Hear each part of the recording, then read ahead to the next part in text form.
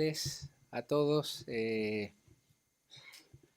siempre es un momento para mí de felicidad. Ya es el 15º momento de felicidad inaugurando un curso de Historia de Relaciones Internacionales en un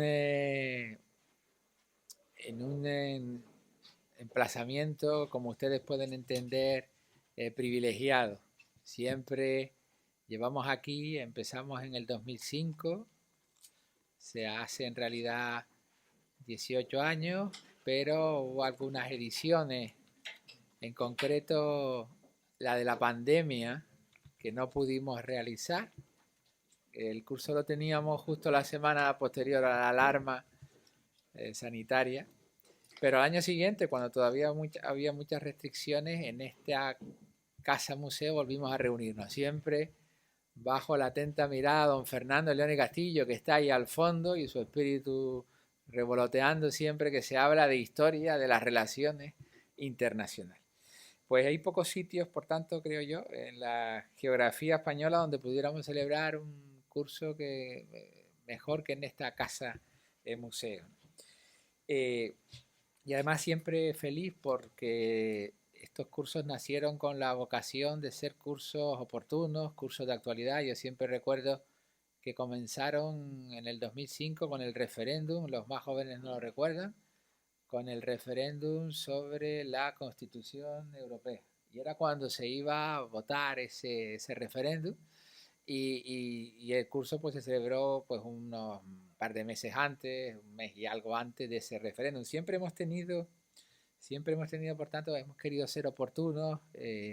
y algunos de los ponentes, como el que nos acompaña hoy, que luego les presentaré, pues ha estado cuando hablábamos de la crisis de la Unión Europea, con algunos temas de actualidad y, por supuesto, la edición de este año, pues no podía ser de otra manera. Tenía que girar sobre el tema de la guerra. Esta es como una especie de segunda edición. El año pasado ya hablábamos de la historia de las relaciones internacionales en el siglo XXI, entonces hablábamos de pandemia y crisis, y ahora hablamos de crisis y guerra, ¿no? Y realmente estamos en años muy importantes, que son hitos en las relaciones internacionales, con una crisis del 2008 que tiene el parangón en la crisis del 29, ¿no? Y cuando no nos acabábamos de recuperar de esa crisis, pues llega el coronavirus, y cuando intentábamos salir de ese coronavirus, las consecuencias de la pandemia, pues estalla la guerra en Ucrania por la invasión rusa de Ucrania y con la consecuencia que todos ustedes están viendo. Por tanto, el tema era obligado, ¿no? Para ser fieles a esa consigna de ser actuales y oportunos. Y feliz también porque siempre nos han acompañado los mejores especialistas, ¿no? Y aquí hemos tenido hispanistas de la Sorbona, hemos tenido profesores alemanes, hemos tenido profesores de Marruecos, cuando en momentos que no eran fáciles hablábamos de las relaciones hispano-marroquíes, por ejemplo, y aquí no nos asustamos y queremos debate. También hemos hablado de los temas de Europa cuando los temas de Europa eran también parte del debate político. Y bueno, y seguimos haciendo lo mismo. En definitiva, este año, como les decía, tenemos un curso donde seguimos reflexionando sobre esas relaciones internacionales en el siglo XXI, guerra y crisis, y tenemos a unos ponentes que yo creo que es un privilegio para nosotros poderlos oír aquí. Hoy, luego se los presentaré, va a estar el doctor Gustavo Palomares Lerma, que es, bueno, es una de las máximas voces que yo, máximos especialistas y una de las voces más autorizadas que yo podía invitar a abrir este curso, que va a hablar sobre la guerra en Ucrania y el nuevo escenario internacional. Mañana tendremos al doctor Donato Fernández Navarrete, que ya nos acompañó el año pasado y que nos va a hablar de todo esto que tiene que ver con la crisis económica, la globalización y las relaciones internacionales como consecuencia de la guerra. El jueves estaremos con el doctor Fernando Davara Rodríguez, que es general de artillería, pero también doctor en ingeniería, académico también, y que es el presidente de la Fundación España Digital, y que nos va a hablar de esto que podía ser el paradigma de la nueva guerra, los ciberconflictos, la ciberseguridad, todo esto que está tan candente en nuestros días. Y el viernes terminaremos con la doctora Alicia Alter, catedrática de Historia Contemporánea de la UNED, que nos va a hablar de los movimientos forzados de población, en definitiva la consecuencia más dramática e inmediata de toda guerra y también de la guerra de Ucrania. Bueno, él decía que es un privilegio que contemos hoy con el doctor Gustavo Palomares Lerma, que es doctor en Ciencia Política y la Administración por la Universidad Complutense, premio extraordinario de doctorado en España y también del Colegio de Doctores a finales de los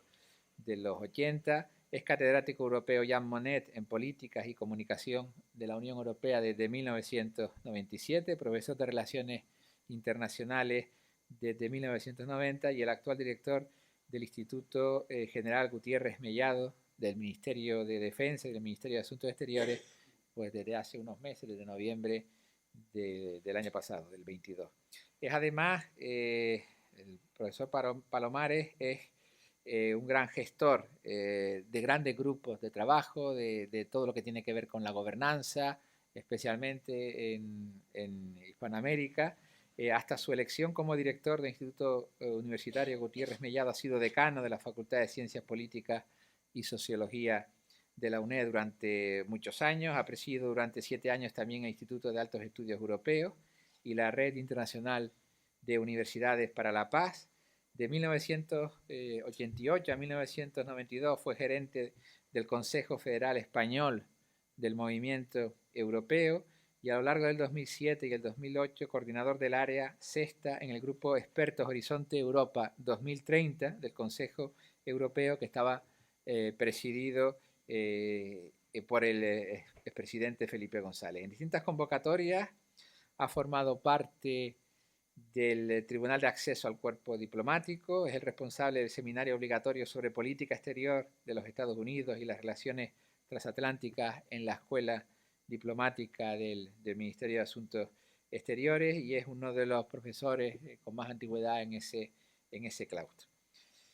También ha sido director de varios proyectos de cooperación internacional con América Latina en el ámbito que les comentaba antes de la gobernanza, de la reforma del Estado, políticas públicas de educación superior, cultura de paz, buen gobierno y transparencia. Y hasta hace pocos meses también director del proyecto europeo Pedagogía de la Paz y Gestión del Postconflicto dentro del acompañamiento internacional Proceso de Paz de Colombia. Ha sido investigador principal de distintos proyectos de investigación, tiene también una amplia obra teórica que ha servido de referencia para muchos estudios internacionales, coordinando en distintos momentos a profesores, especialistas en distintas áreas de las relaciones internacionales, porque estamos ante un consumado experto en relaciones internacionales y para mí, como les decía, es un honor poderles presentar hoy al profesor Gustavo Palomares, que nos va a hablar sobre la guerra en Ucrania y el nuevo escenario internacional. Muy bien. Muy buenas tardes. Decirles que Javier ha sido muy generoso con tu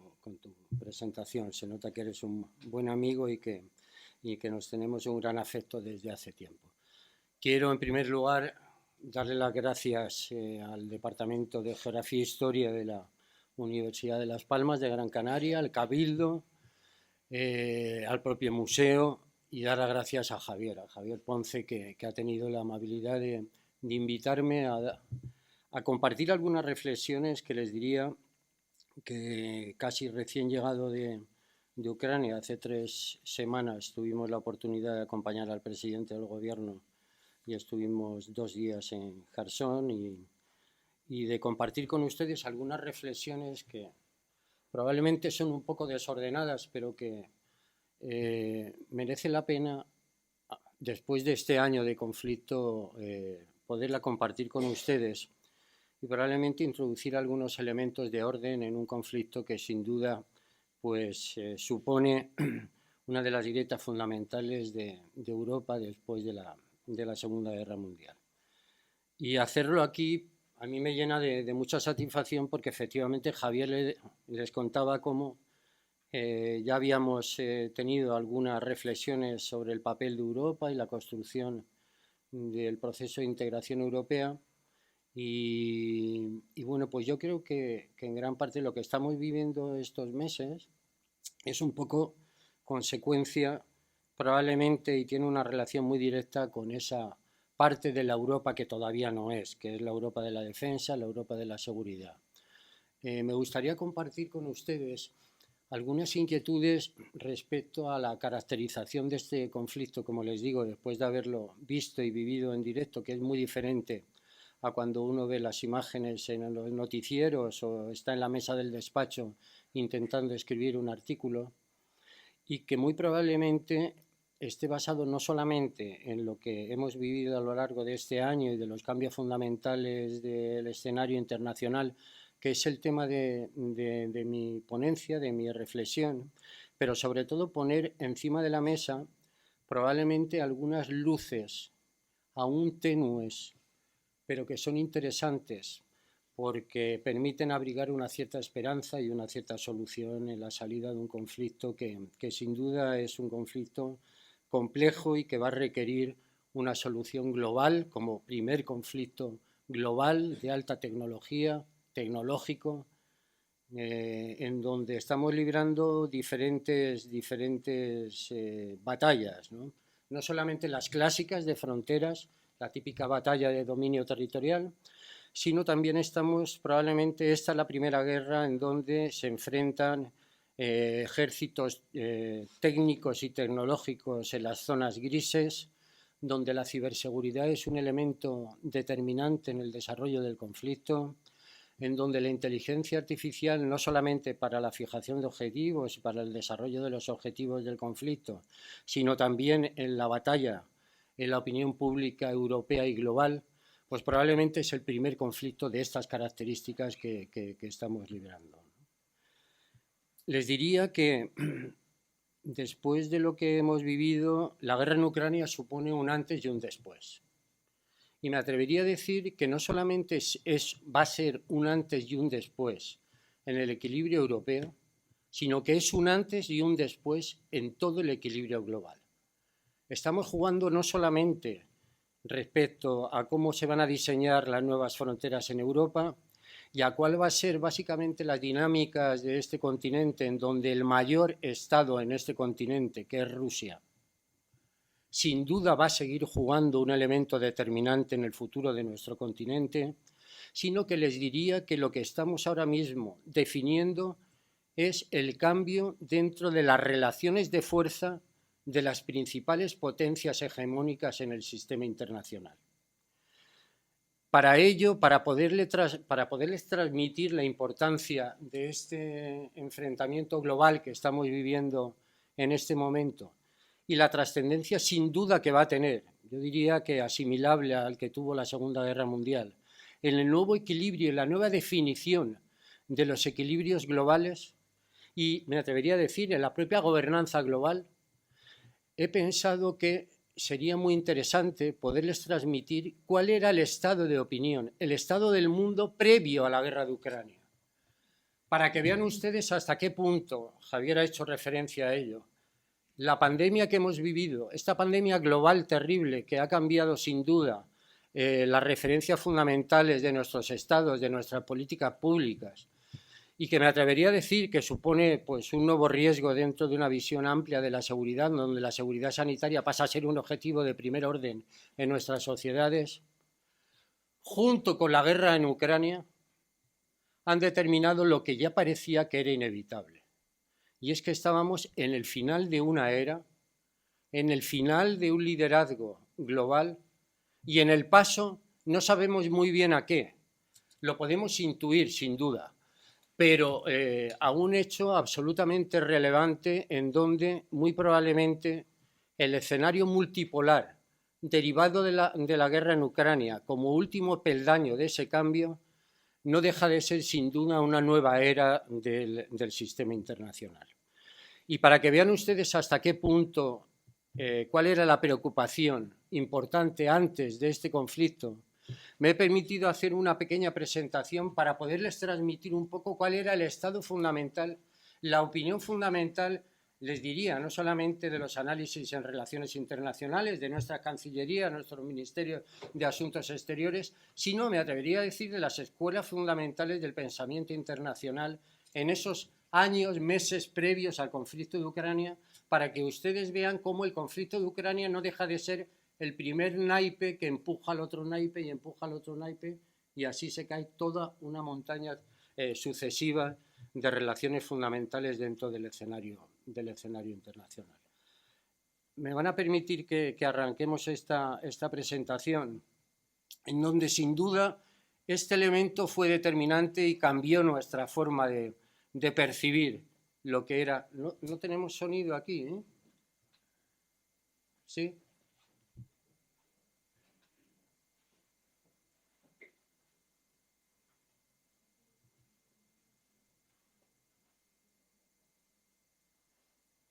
Muy bien, muchas gracias. Les quería poner la primera secuencia que se vio. Muchas gracias. La primera secuencia que se vio en el ámbito global justamente de la ocupación militar rusa del territorio en Ucrania. Estaba retransmitiendo en directo la CNN, ¿eh? No lo escuchamos, ¿no?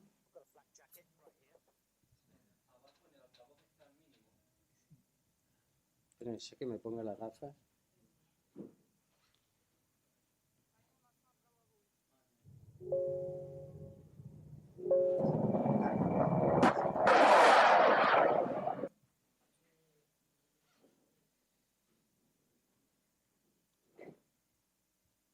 Safe where you are. Pinpoint. Yeah, I think it's relatively safe at the moment. Look, I've got a. Esto fue hace apenas I've got a flak jacket right here.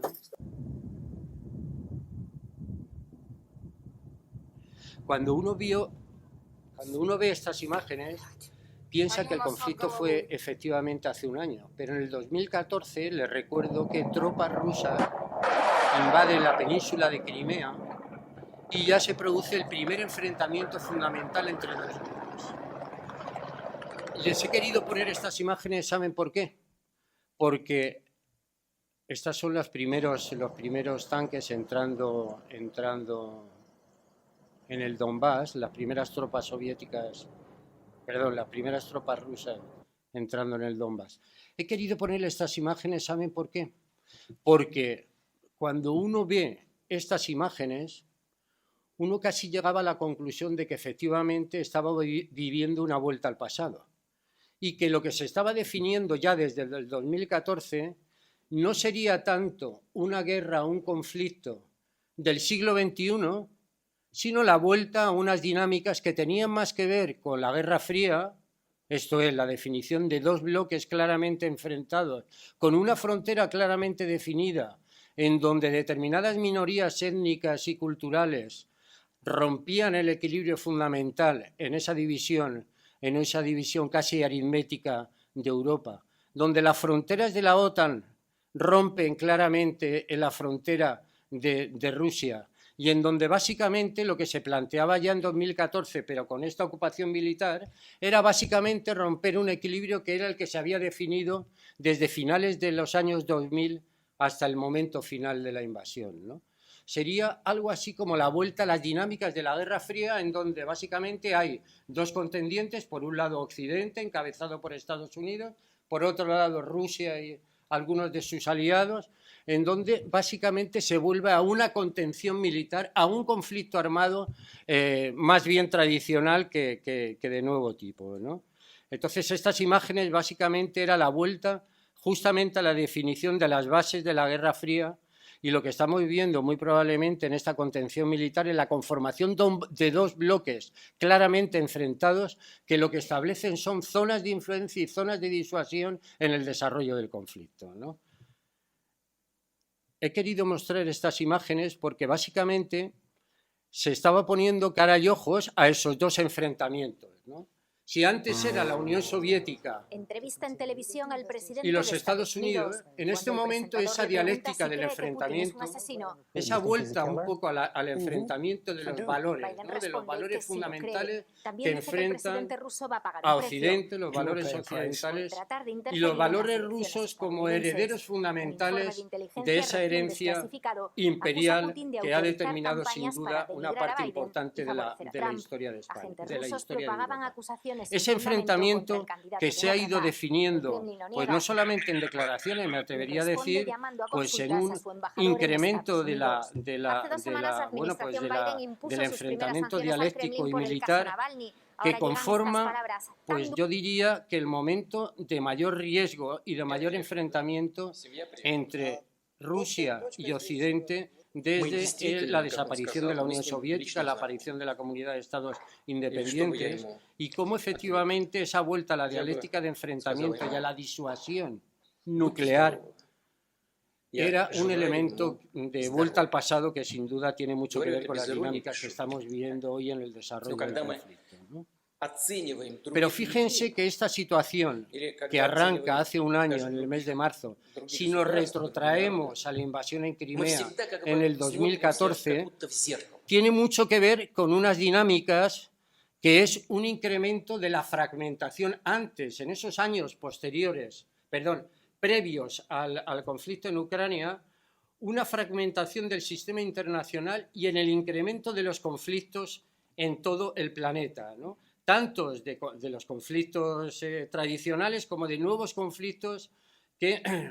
van a determinar sin duda una consideración de tendencia hacia el desorden del sistema internacional. Por decirlo de alguna forma, la guerra en Ucrania ha determinado una aceleración de un proceso, una dinámica que se abre en la crisis del 2008, en donde va a haber dos elementos fundamentales que determinaban la interiorización por parte del sistema internacional. Ese estado de la investigación y del debate venía determinado por un elemento fundamental, y es que hemos vivido desde el 2008 hasta el inicio de la guerra en Ucrania esa interiorización de las grandes élites políticas, militares y diplomáticas de que estábamos en el cenit del orden del sistema internacional. Yo he escogido algunos de los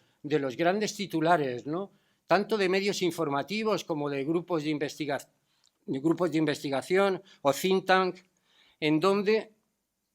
se traduce cómo efectivamente ya existe una interiorización de que se está viviendo el final de un orden. Ese orden que puede ya denominarse ese titular, por ejemplo, ¿Will the liberal order survive? ¿Podrá el orden liberal sobrevivir? O, por ejemplo, titulares como Le crépuscule de l'univers, el crepúsculo del universo, caos creador y desorden global, How the world order ends, el declive de los Estados Unidos es inevitable. Titulares fundamentales que tenían que ver, por ejemplo, con esa gran referencia que es International Affairs, que es pues probablemente el grupo de investigación y el medio informativo que tiene una mayor influencia en las élites políticas estadounidenses, en donde ya claramente se habla de una final del orden internacional. Este titular, como ven, es de enero del 2023. La guerra de Ucrania ha culminado, sin duda, el final del actual orden internacional. Si nos vamos, por ejemplo, a Foreign Affairs, en ese mismo año de enero-febrero del 2023, inicia el artículo fundamental, fíjense que se lo dan a Olaf Scholz, el actual canciller de Alemania, porque Foreign Affairs piensa y considera que sin duda Alemania puede ser un elemento fundamental nuclear en el peso futuro que pueda jugar la Unión Europea, derivado del conflicto en Ucrania, en el propio desarrollo del conflicto en Ucrania, y que muy probablemente el motor que fue económico, comercial de la Unión Europea en ese debate sempiterno entre Francia y Alemania, puede ser sin duda, derivado de ese final del orden internacional, también el motor de la Europa de la defensa y la seguridad, ¿no? Foreign Affairs le da ese protagonismo fundamental a Alemania, y el canciller alemán dice cómo efectivamente cómo podemos administrar una vuelta a la Guerra Fría en una era multipolar. Lo que viene a establecer el canciller alemán es que muy probablemente tengamos que establecer alguna de las dinámicas que yo les decía de contención militar respecto a una futura institucionalización de Rusia en el continente europeo, pero en un orden completamente diferente. ¿Por qué? Porque vivimos no una era bipolar, sino vivimos una era multipolar e imperfecta, en donde básicamente el equilibrio fundamental se va a medir entre tres potencias, que son los Estados Unidos, China y lo que salga derivado de Rusia, ¿no? En donde la Unión Europea puede jugar un elemento diversificador, pero en ningún caso un elemento determinante en la gobernanza global, ¿no? Foreign Affairs lo ve muy bien y le da justamente ese artículo a Olaf Scholz, el actual canciller de Alemania, y el artículo lo titula él The Global Zeitenwende, que en alemán es zoco o zócalo desordenado, ¿no? Lo que viene a decir el canciller alemán es que básicamente ese nuevo orden del sistema multipolar derivado de la guerra en Ucrania básicamente va a tener que volver a las dinámicas de la Guerra Fría para ordenar el zoco desordenado, el mercado desordenado que es en este momento el sistema multipolar que estamos viviendo. Si, por ejemplo, se van a la caída del liderazgo de los Estados Unidos, que es probablemente el elemento determinante desde el 2008 hasta el momento actual, me atrevería a decir hasta octubre del año pasado. El elemento determinante es que por encima de administraciones demócratas, por encima de administraciones republicanas y además en un punto de sintonía en donde las administraciones, tanto de la administración de Bush como la administración Obama, la administración Trump o la administración Biden, es que sin duda los Estados Unidos están en un proceso de retraimiento en el sistema internacional. Los Estados Unidos no van a ser ya ese guardián entre el centeno que ponga orden en el sistema internacional. En gran parte porque han perdido esa capacidad global y en gran parte también porque existe una interiorización de los objetivos internos después de las experiencias sobre todo de Afganistán y de Irak como consecuencia del 11 de septiembre. Los propios Estados Unidos están interiorizando, miren el titular de Foreign Affairs, ¿no? Cuando habla de Can America Recover, ¿podrá volver a América a reconstruirse, a ser verdaderamente un elemento determinante en el sistema internacional? Fíjense que ya en el 2020, estamos hablando pues de hace 3 años, los temas centrales que determinaban el debate académico y científico, político y diplomático es que estábamos en un final de era. Incluso se habla, pues si ven ustedes los titulares, el futuro del capitalismo, ¿no? O la caída del capitalismo, ¿no? Estamos verdaderamente en un nuevo tipo de orden liberal del sistema internacional. Autores tan destacados pues, de las diferentes escuelas, me atrevería a decir que desde la diplomacia realista clásica hasta la diplomacia idealista wilsoniana, se planteaban esta pregunta: ¿podrá sobrevivir el orden liberal del sistema internacional? Con las bases fundamentales, la herida abierta de la crisis del 2008, la crisis pandémica y lo que estamos viviendo de caída del liderazgo estadounidense, de ascenso de China, en un conflicto global en donde sin duda van a jugar un papel fundamental esos actores internacionales. ¿Podremos seguir manteniendo el orden liberal del sistema internacional que hemos tenido hasta estos días?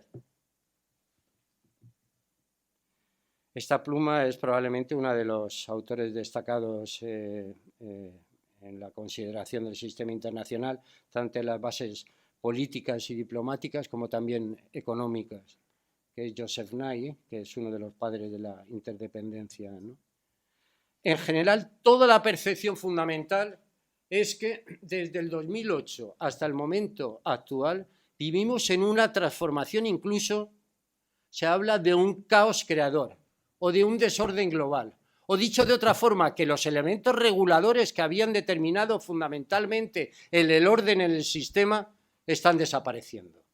La pérdida del poder de los Estados Unidos en el mundo ha dejado ese vacío que se llena automáticamente por esos poderes emergentes, ¿no? La retirada de los Estados Unidos de Afganistán, que inició la administración Obama y que ha cerrado hace algunos meses la administración Biden, la retirada de Irak, el abandono fundamental de los Estados Unidos y de una parte fundamental de los intereses de la Unión Europea en los ámbitos asiáticos, que ha determinado sin duda el papel de China en los escenarios asiáticos y sin duda en las relaciones económicas y comerciales. Esos espacios que se encuentran abiertos a que el leviatán global, principalmente encabezado por esos populismos nacionalistas como son Rusia y China, vayan ocupando cada vez más espacio en esos elementos que encuentran situaciones de desorden como los que nos encontramos en este momento, ¿no?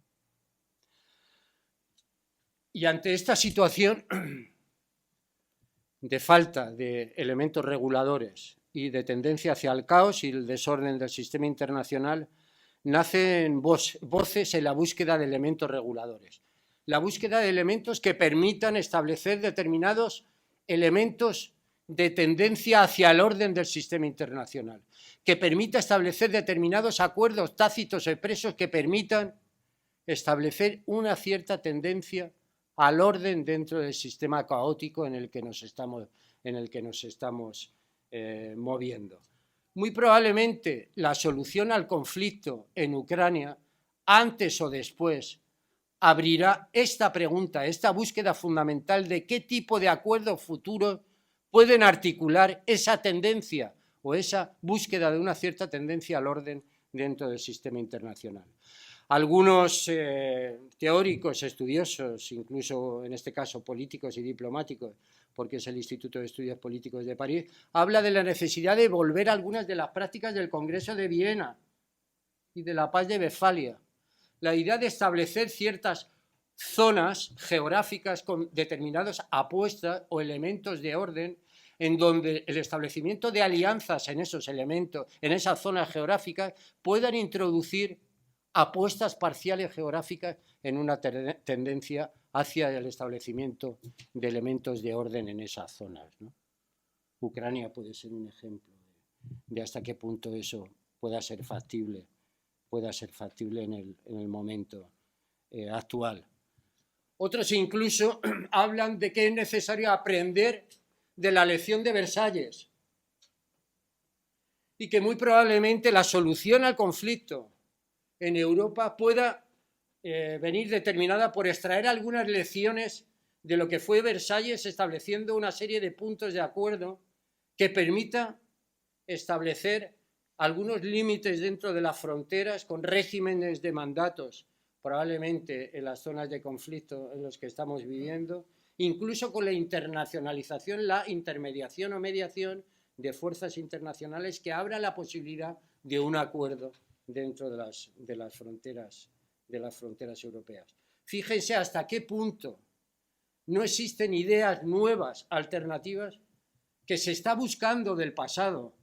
Pues me atrevería a decir, desde la Paz de Westfalia del 17, el Congreso de Viena, el Tratado de Versalles, etcétera, etcétera, para buscar ciertos elementos que nos puedan sacar de este atolladero, ¿no? Y esto se produce en una interiorización desde el año 2008 hasta octubre del año pasado de una caída del liderazgo de los Estados Unidos. Me atrevería a decir de algo más importante, de una interiorización de las élites políticas y diplomáticas en los Estados Unidos respecto a la responsabilidad del liderazgo global de los Estados Unidos. Y como yo les decía al principio, no solo como consecuencia de la administración Trump, sino ya desde muy anterior a la administración. Declive y caída. ¿Podrá América volver a liderar una nueva vez? Este es el número especial de marzo, pocos meses antes del inicio de la guerra en Ucrania,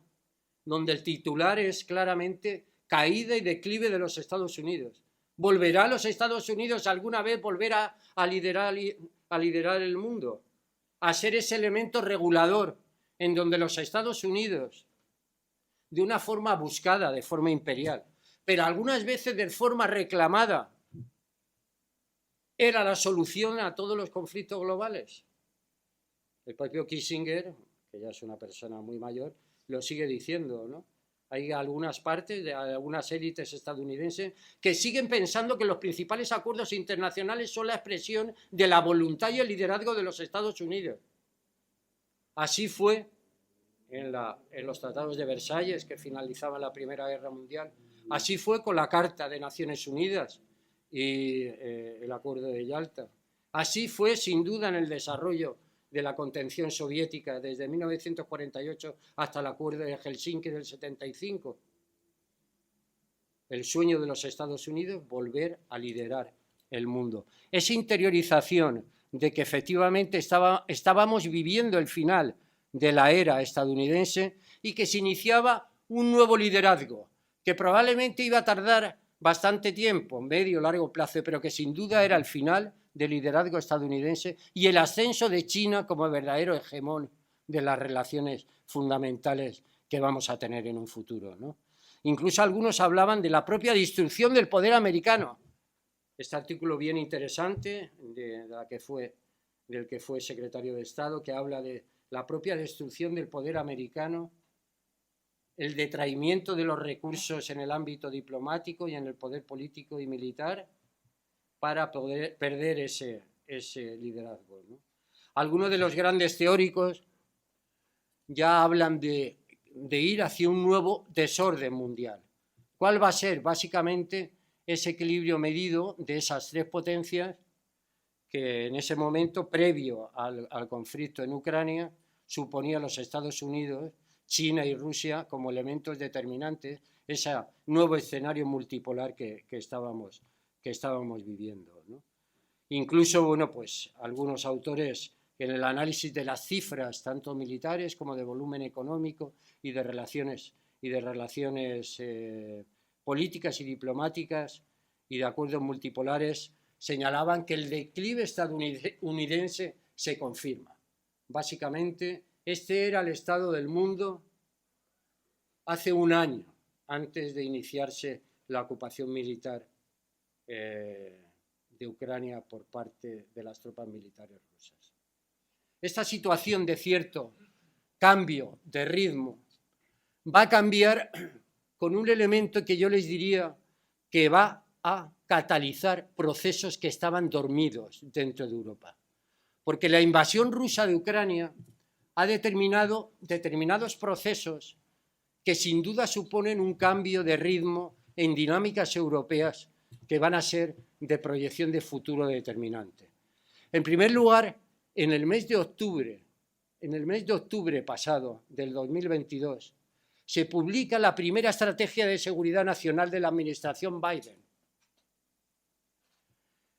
Y la administración Biden, hace escasamente 4 meses, cuando el estado del mundo era justamente la duda hamletiana de si verdaderamente los Estados Unidos iban a volver a liderar el mundo, la administración actual de los Estados Unidos plantea que el renacer de los Estados Unidos es real. Por primera vez los Estados Unidos en este año ha conseguido lo que no había conseguido a lo largo de la Guerra Fría. Por primera vez los Estados Unidos han liderado una respuesta a Rusia con una unidad dentro de los aliados, tanto de los europeos como los aliados atlánticos, que no había ocurrido nunca desde el final de la Segunda Guerra Mundial. Nunca había existido, evidentemente, una unidad frágil, pero una unidad tan clara, tan decidida para oponerse a la agresión rusa como la que hemos vivido en este año. Nunca. Nunca la Alianza Atlántica había pensado que en esa reivindicación histórica que había tenido con los Estados europeos, de que los Estados europeos empezaran a asumir la cuota aparte que les correspondía en la financiación de la defensa europea, nunca los Estados Unidos hubieran pensado que el pilar europeo dentro de la Alianza Atlántica iba a suponer un acuerdo fundamental de un incremento del 2% de los presupuestos de la defensa de todos los estados de la Unión. Cuando los Estados Unidos soñaban con la idea de que efectivamente los estados europeos empezaran a financiar, asumieran la cuota parte que le correspondía a la defensa de la Unión Europea, esa división de los modelos de la Europa de la defensa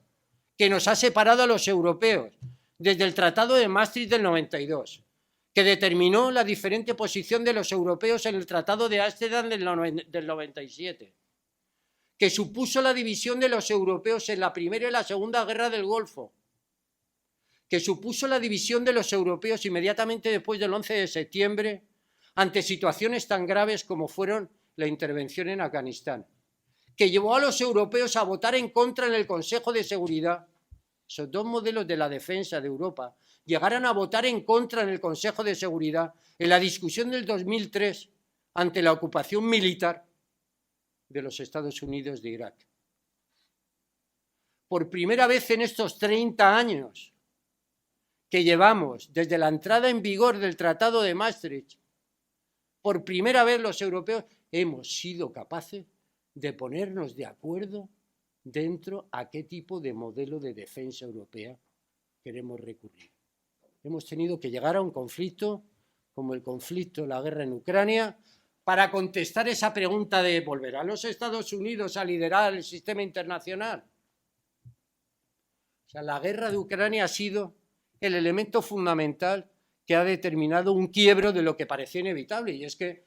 el orden derivado pues, de la propia desaparición de la Unión Soviética, que primero fue una hegemonía unipolar de los Estados Unidos, luego una globalización económica y comercial que determinó pues, una nueva era multipolar casi perfecta, luego el 11 de septiembre, la globalización de la seguridad, luego la caída fundamental de ese sistema multipolar perfecto en un sistema multipolar imperfecto que es el que estamos viviendo, y volvemos ahora a un nuevo tipo de liderazgo de los Estados Unidos, esta vez en un sistema internacional completamente diferente. Este ya no es un sistema bipolar, sino que es un sistema multipolar. Pero el liderazgo de los Estados Unidos ha sido incontestable. Si yo les tuviera que decir cuál es mi primera experiencia en estos 3 días vividos en el conflicto, es que Ucrania no sería capaz de resistir la embestida rusa si ese apoyo occidental cesara en 48 horas. Quiere esto decir que si verdaderamente Ucrania tiene capacidad para resistir la ocupación militar y en lo que parece que va a ser un conflicto de larga duración, o es con el apoyo occidental o no va a ser, o es con el apoyo de Estados Unidos y con los estados de la Unión Europea o no va a ser. Y el apoyo de los Estados Unidos no solamente ha conseguido esto que yo les decía, que es volver a liderar el sistema internacional y poner firmes a los estados europeos en un mismo modelo dentro de la defensa europea, sino ha conseguido algo fundamental. Y es que Alemania, desde, me atrevería a decir, de ese Tratado de Versalles, asume un liderazgo militar que probablemente es proporcional al liderazgo económico y comercial que tiene en el continente. Ese liderazgo militar todavía no sabemos si va a ser coyuntural, si viene determinado por la propia presión de la opinión pública alemana y por los liberales dentro del gobierno de coalición, o verdaderamente los cambios que ha presentado el canciller alemán es algo más que eso. Y el acuerdo parece cerrado entre la administración Biden y el canciller Scholz, que tienen que ver pues, con la visita primero de uno y luego de otro a Ucrania, tienen mucho que ver con un acuerdo respecto al futuro de la Europa de la defensa y respecto a la transformación del nuevo bloque transatlántico. Vámonos al otro apoyo fundamental, que no solamente son los Estados Unidos y los estados de la Unión Europea. Fíjense que los Estados Unidos soñaban con buscarle una redefinición a esa especie de zombi que era la Alianza Atlántica. Lo habían intentado en el año 2000, en el año 2003, en la conferencia de Roma, la Alianza Atlántica aprobó un concepto estratégico nuevo y abría la puerta a esos estados de la Europa central y oriental, Hungría, Polonia, la República Checa y Eslovaquia. Abrían primero las puertas a la Alianza Atlántica a esos estados importantes, en repúblicas dentro de los aliados de la Unión Soviética, y también les abría la puerta a la integración de la Unión Europea. Ya saben que el Tratado de Niza del 2003 incorpora a estos estados de la Europa Central y Oriental dentro de la Unión Europea. Y en ese momento la Alianza Atlántica, que está buscando nuevos objetivos y una nueva redefinición, varía el concepto estratégico. Pero, sin embargo, los europeos, que estaban enfrentados porque unos pensaban que era necesario profundizar el proceso de integración antes de abrir a estos estados de la Europa Central y Oriental, pensaban que no era el momento de definir el nuevo concepto estratégico. Y otros estados, esos estados que temían que Rusia, la zarpa del oso ruso, pudiera volverles a agredir otra vez más, como hemos vivido hace un año, defendían con otros países, como en aquel momento eran Gran Bretaña, Dinamarca y Portugal, que efectivamente la Alianza Atlántica tenía que volver a definir ese concepto estratégico, fijándose en Rusia como el enemigo fundamental que había que controlar. Esa falta de acuerdo que determinó la incapacidad para reformar el concepto estratégico dentro de la Alianza Atlántica se transforma ya con la guerra en Ucrania y con la cumbre de Madrid hace 6 meses, en donde por primera vez los Estados Unidos consiguen sacar adelante un nuevo concepto estratégico dentro de la Alianza Atlántica. El zombie, que había sido un zombie en donde la Alianza Atlántica, al perder la referencia del enemigo, intentaba buscar el otro enemigo en Rusia, pero los aliados europeos no tenían claro que efectivamente, al revés, algunos de ellos pensaban que Rusia tenía que ocupar un papel, institucionalizar algunos elementos de cooperación. Ya le había dicho Gorbachov, la casa común en Europa, usted puede vivir en la misma casa europea y Rusia puede vivir en el cuarto y los estados de la Unión Europea pueden vivir en el tercero y poder tener una convivencia armónica sin necesidad verdaderamente de integrarse, pero vivir en convivencia, ¿no? Y los Estados Unidos consiguen en la cumbre de Madrid por primera vez encontrar otra vez una referencia a un enemigo que revitaliza los nuevos objetivos de la Alianza Atlántica, que es justamente la Rusia agresora de Putin en el territorio de Ucrania. Por primera vez ese nuevo concepto estratégico consigue 2 elementos fundamentales. Por un lado, Estados Unidos consigue que los Estados europeos asuman el incremento del 2% en sus presupuestos de defensa y, por otro lado, también consigue que el pilar europeo dentro de la Alianza Atlántica sirva a los objetivos fundamentales de los equilibrios globales, donde los Estados Unidos es la principal referencia y determina el paso fundamental dentro de la Alianza Atlántica. Los europeos que habíamos soñado algunas veces en la brújula estratégica, en la autonomía estratégica, en tener una autonomía también en el ámbito de la seguridad y la defensa, si ya éramos rivales de los Estados Unidos en el ámbito económico y comercial, importantísimo, en el ámbito monetario, importantísimo, en el ámbito de la cooperación al desarrollo, compartimos no solamente diferentes valores, sino también diferentes objetivos a la hora de afrontar pues, los principales objetivos que en este momento tiene la humanidad. Y también tenemos diferentes formas de saber y entender las relaciones con las otras áreas geográficas. Los que habíamos soñado, o los que habían soñado con que esa autonomía también iba a ser posible en el ámbito de la seguridad y defensa, ya sabemos claramente que esa autonomía estratégica europea o va a pasar por los Estados Unidos o no va a pasar. Y que ello puede suponer, sin duda, que muy probablemente la solución a este conflicto no pase por un escenario y un acuerdo principalmente europeo, sino como ha pasado ya en otras experiencias, como fue la guerra en la antigua Yugoslavia. Yo recuerdo cuando tuvimos aquí la jornada sobre la Constitución Europea, en donde el ámbito de la política exterior y de seguridad común era principalmente el fruto de que los europeos queríamos darnos instrumentos y herramientas para que los horrores de la guerra en la antigua Yugoslavia no se volvieran a repetir, sino que poder tener instrumentos propios para intervenir en la solución de los conflictos en el territorio europeo. Muy probablemente este conflicto se vuelva a cerrar nuevamente como se cerró el conflicto en la antigua Yugoslavia, con el liderazgo principalmente de los Estados Unidos. Y muy probablemente ese acuerdo de paz se firme cuando se firme, muy probablemente no se firme en el territorio europeo, sino que se firme como fueron los acuerdos de Dayton, que cerraron la guerra en la antigua Yugoslavia, fuera del territorio europeo.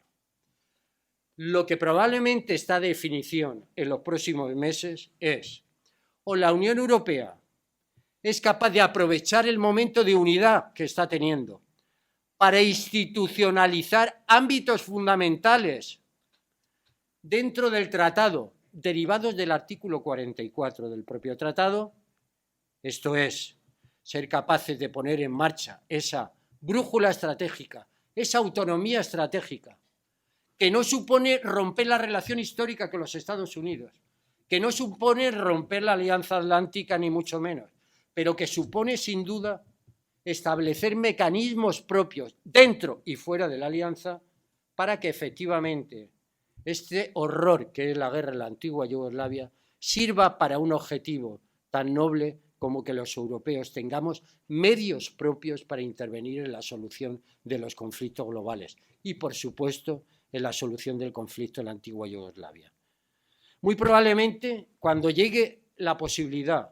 de una solución a este conflicto, ya saben que hay una propuesta, solamente una propuesta de paz por parte de China para avanzar en la solución a este conflicto, y muy probablemente todavía este conflicto no esté maduro por parte de los contendientes para iniciar ese proceso de paz, pero sin duda ese proceso de paz, que va a ser no solamente un proceso de paz europeo, sino que muy probablemente vaya a ser un proceso de paz global, en donde estén sentados también los Estados Unidos y China en esa mesa de negociación, como mediadores e intermediadores fundamentales en la solución a ese conflicto, va a tener que optar por dos tipos de solución a ese conflicto. O se optará por una solución, como han visto ustedes, ¿no?, el retomar ideas del pasado, ¿no?, para intentar buscar una solución al presente, o se buscará una solución tipo Yalta, en donde básicamente la solución a este conflicto sea establecer muros de contención, cordones sanitarios a Rusia, la búsqueda de control de zonas de influencia, la búsqueda de nuevos equilibrios nucleares globales en diferentes zonas estratégicas y también dentro de las fronteras europeas, como fue Yalta, una solución al conflicto que haría sin duda que haría las delicias de pensadores como George Kennan y demás pensadores de la contención, la búsqueda de instrumentos del pasado para afrontar los retos de futuro, o la solución a este conflicto puede ser del tipo de el Acta Final de Helsinki. Esto es, establecer elementos fundamentales de diálogo a medio o largo plazo, en donde si Rusia admite iniciar procesos de normalización en las relaciones europeas, podamos establecer a modo de un nuevo tipo de casa común en donde Rusia tendrá que aceptar sin duda ser un elemento de concordia y de orden en el sistema europeo y el resto de los estados europeos tendrá que aceptar que Rusia es un estado fundamental en el presente y en el futuro de Europa, una Rusia completamente armonizada, una Rusia que sin duda, con Putin o sin Putin, vaya a jugar un papel determinante en el futuro de Europa. Muy probablemente no vaya a existir otro tipo de opción. O volvemos a acuerdos de futuro de paz que tengan que ver con esa dialéctica de la contención, con el establecimiento de una frontera de la Alianza Atlántica, en donde la incorporación de Ucrania, tanto a la Unión Europea como a la Alianza Atlántica, plantee ese primer choque fundamental de toda la frontera de la Unión Europea y de la Alianza Atlántica con la frontera rusa, en donde sin duda todos tenemos mucho que perder, o buscamos alternativas imaginativas que las pueden existir para buscar un tipo de acuerdo diferente basado en apuestas a medio o largo plazo en ámbitos de cooperación. Sé que lo que estoy planteando, esta segunda opción, teniendo en cuenta que lo que estamos viviendo es sin duda indicadores que apuntan hacia un conflicto de larga duración, probablemente es una utopía, Pero cuando llegue el momento, cuando llegue ese día, que ese día se dará, básicamente esas dos opciones estarán encima de la mesa. Y muy probablemente en esas opciones puedan estar los elementos reguladores del nuevo orden del sistema internacional que hoy por hoy, antes del conflicto de Ucrania y con el conflicto de Ucrania, probablemente esté llegando a su fin. Y eso era básicamente lo que quería compartir con ustedes. Muchas gracias.